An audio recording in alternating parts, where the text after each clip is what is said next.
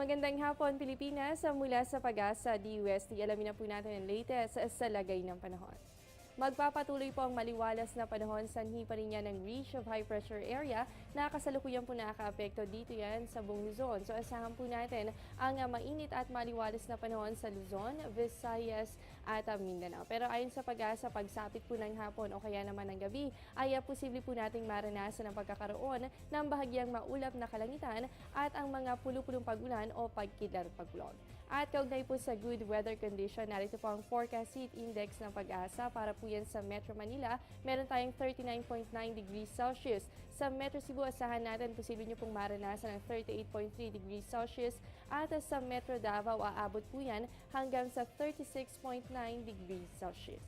Huwag po kayong alis, magbabalik pa po ang Panahon TV matapos ng isang paalala.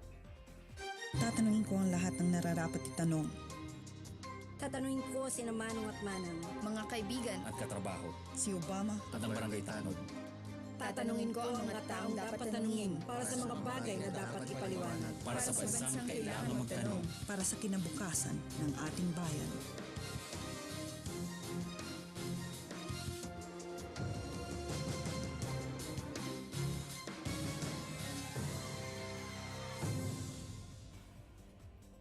At ngayon naman po alamin natin kung ano nga ba magiging lagay ng panahon sa mga susunod na araw. Silipin po natin ang 3-day weather forecast ng Pag-asa.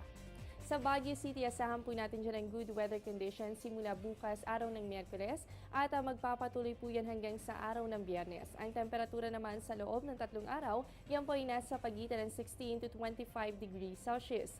Dito po sa atin sa Metro Manila, asahan din ang mainit at maalinsangan na panahon sa susunod na 3 araw. Dako naman po tayo sa Metro Cebu, asahan dyan ang pagkakaroon ng partly clouded skies with isolated rain showers and thunderstorms simula po yan bukas, ganun din sa Huwebes at sa Biyernes. Samantala sa Metro Davao naman po, asahan din dyan ang fair weather condition for the next 3 days. Ang init ng panahon, posible po yung umabot sa 24 to 34 degrees Celsius. At ang panghuli na lamang po natin sa Buanga City, good weather condition din po simula bukas hanggang sa Biyernes. At syempre po paghandaan din ng mainit na panahon. Sa katunayan, ang temperatura nyo po yan ay nasa pagitan naman ng 23 to 34 degrees Celsius. Yan muna ang latest mula dito sa Pag-asa, DUST. Manatiling nakatutok sa Panahon TV kung saan walang pinipiling panahon ang pagbibigay impormasyon. Ako po inyong nakasama, ang inyong weather body, Jessie Basco. Magandang hapon sa inyong lahat.